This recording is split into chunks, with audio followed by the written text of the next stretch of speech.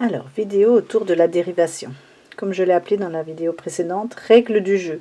Oui, je pense que si vous prenez ça vraiment comme un jeu, ça peut marcher et voilà, vous pouvez vous en sortir. Il y a des règles bien précises. Voilà, tout simplement, si on a une fonction f qui est donnée, alors tout d'abord, on va commencer par analyser sa forme. C'est vraiment la première chose à repérer. Sa forme, elle est soit c'est simplement une multiplication par une constante, ça peut être une somme algébrique, un produit, un quotient, ou encore, plus compliqué, une composée. Et dans la composée, là, on peut avoir tout le reste aussi qui est à l'intérieur de la composée.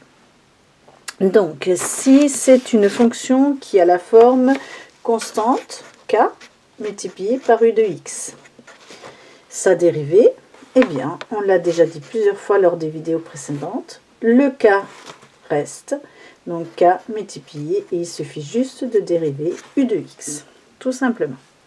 Si c'est une somme algébrique, c'est-à-dire sous la forme u de x plus ou moins v de x, quand on dit somme algébrique, dans somme algébrique, il y a soit somme, soit différence. La dérivée, là, pas besoin de se compliquer, c'est ce qui est logique de faire, donc u' de x plus ou moins v' de x. On dérive chacune des fonctions qui sont les termes de cette somme algébrique. Pour le produit, donc là, c'est un tout petit peu plus compliqué. U de x multiplié par v de x, eh bien, on va faire une espèce de distribution de la dérivation. Donc, on va u' de x, donc dériver déjà u, multiplié par v de x, on ne change pas v, plus, on garde u, et on multiplie par v' de x. Voilà, donc il faut s'en souvenir. u'v plus uv'.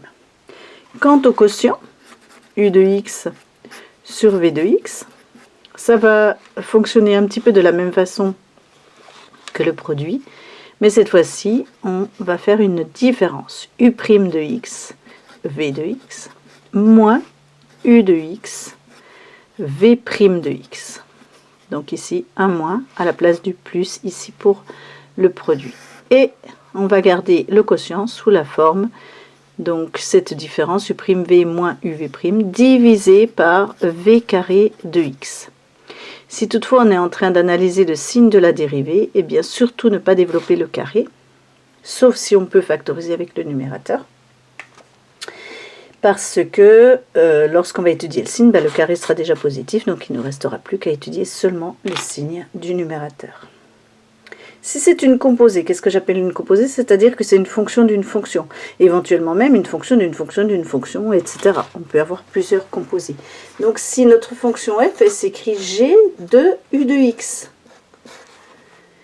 eh bien lorsque l'on va dériver, on va prendre la dérivée de g', que l'on va appliquer à u de x, et on va encore multiplier, parce que j'ai déjà appelé dans les vidéos précédentes, la dérivée de l'intérieur, u' de x. Donc si on a g de u de v de x, et bien dans ce cas-là, on fera g' de u de x, multiplié par u' de v de x, et encore multiplié par v' de x, jusqu'à avoir épuisé toutes les dérivées à l'intérieur. Un petit exemple. Si je prends la fonction logarithme népérien de 3x carré plus 5x plus exponentielle x. Hop. Et bien dans ces cas-là, je vais dériver. Hop, dériver. La fonction logarithme népérien devient comme une fonction g. Donc ici, on sait que la dérivée du logarithme népérien, on va s'en souvenir après, on va redire toutes les formules, mais c'est 1 sur x, le logarithme de x, sa dérivée c'est 1 sur x. Donc là, on va faire g' de u de x, donc 1 sur 3x carré plus 5x plus exponentielle x. Mais je ne vais pas oublier de multiplier ça par la dérivée de u de x, et u de x ici va être constitué de une somme 3x carré plus 5x plus exponentielle x. Donc bien sûr, la dérivée, on va utiliser cette formule ici, là-haut. Donc, la dérivée de 3x carré, là, on se retrouve avec k fois u. Donc, 3. X carré se dérivera en 2x puissance 1. Plus 5x dérivée 5. Et exponentielle x, on sait que la fonction exponentielle a pour dérivée elle-même. Et ensuite, je vais m'arrêter là pour l'exemple, mais il suffit de mettre ce numérateur divisé par ce dénominateur. On va calculer aussi ce 3 fois 2, 6. Voilà, 6x plus 5 plus e de x sur 3x carré plus 5x plus e de x. Donc si on veut étudier le signe, là c'est un petit peu compliqué. Donc justement, hop, formule à savoir par cœur pour nos dérivés. Allons-y. Si la fonction est une constante, f de x égale k, nous savons que la dérivée f' de x, c'est 0. Puisque si la fonction est constante, la représentation graphique est une droite horizontale. Donc horizontale, pas de pente, pas de coefficient directeur autre que 0. Fonction affine, f de x égale à x plus b. Dans ces cas-là, la dérivée f' de x égale à tout instant, ça sera bien le coefficient directeur. Fonction puissance, f de x égale x puissance n. On retiendra que dans ces cas-là, on va avoir pour le monôme xn, x puissance n, en dérivée un monôme de degré inférieur, n moins 1, et nous aurons la multiplication par n qui était la puissance. Ensuite, la fonction inverse. Attention à la fonction inverse qui est définie sur 0 plus infini ou moins l'infini 0 en étant ouvert en 0. Bien sûr, je rappelle que ces vidéos sont non conventionnelles et je ne donne pas une précision extrême dans l'écriture. L'idée est de faire des synthèses et qu'on se souvienne bien de ce qui se passe. D'accord ? Vous avez les cours parfaitement écrits dans les cahiers de leçons, dans les livres, etc. Là, c'est vraiment une synthèse pour s'en souvenir. Donc ici, bien sûr, quand x est strictement différent de 0, f de x 1 sur x, la dérivée, eh bien, c'est moins 1 sur x carré. Soit on s'en souvient, soit on voit 1 sur x comme x puissance moins 1, et on applique cette formule-là. Ensuite, la fonction logarithme népérien, on vient de l'utiliser ci-dessus dans notre exemple, 1 sur x. La fonction exponentielle x aussi, on l'a utilisée, c'est la seule qui a pour dérivée elle-même, donc exponentielle x. Et enfin, il nous reste les deux fonctions, les deux fonctions circulaires, cosinus x. Lorsque l'on dérive, ça devient moins sinus x. Et sinus x, lorsque l'on dérive, ça devient cosinus x. Voilà ce qu'il faut savoir par cœur. Alors bien sûr, on rappelle que ces dérivés, lorsqu'on les a calculés, on peut à tout instant étudier leur signe pour après poser ce signe dans un tableau de variation et ça va donner les croissances de la fonction f. Si le signe de la dérivée est négatif, la fonction décroît. Si le signe est positif, la fonction croît. Et là où il y a des zéros pour la dérivée, eh bien la tangente sera horizontale. En même temps que les dérivées, nous avons aussi bien sûr le processus inverse, c'est-à-dire les primitives. Primitives des fonctions, c'est-à-dire retrouver les fonctions à partir desquelles nous avons dérivé pour avoir cette primitive. Exemple, ça sera plus simple sur un exemple. Alors, ce qui est difficile dans les primitives, c'est qu'en réalité, nous sommes dans une fonction de cette colonne-là, dans l'idée, et on veut retrouver cette colonne-là. Mais à la base, cette colonne-là, on ne l'appelle plus f', on appelle ça f.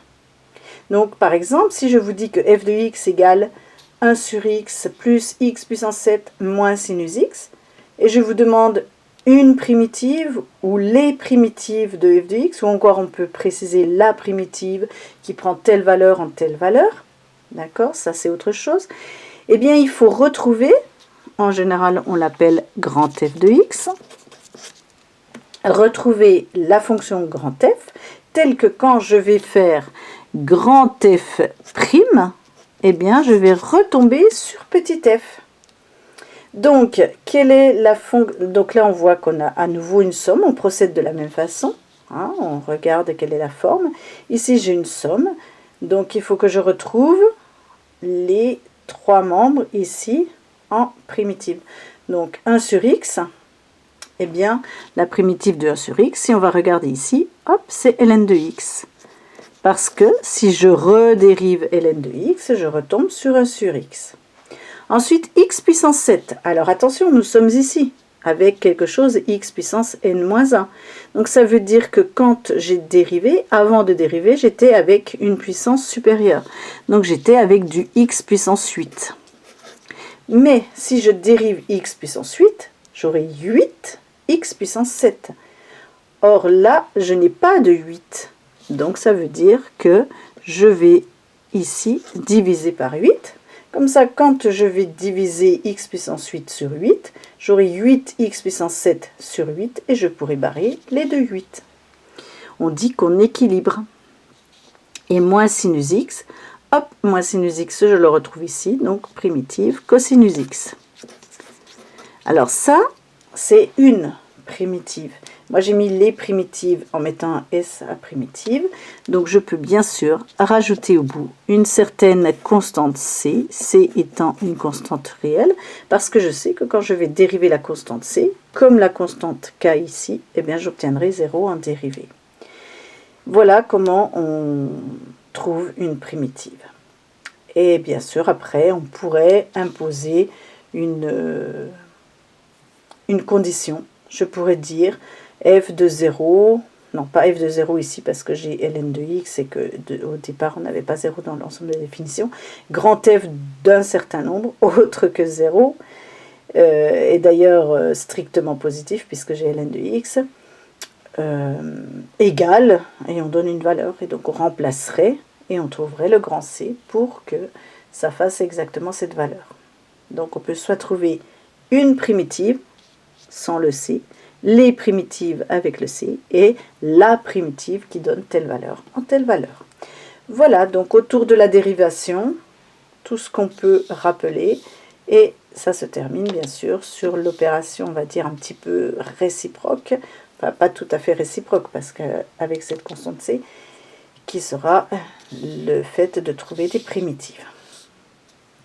Je vous souhaite une bonne épreuve de bac blanc, une bonne épreuve de bac si toutefois vous re-regardez ces vidéos plus tard. Voilà.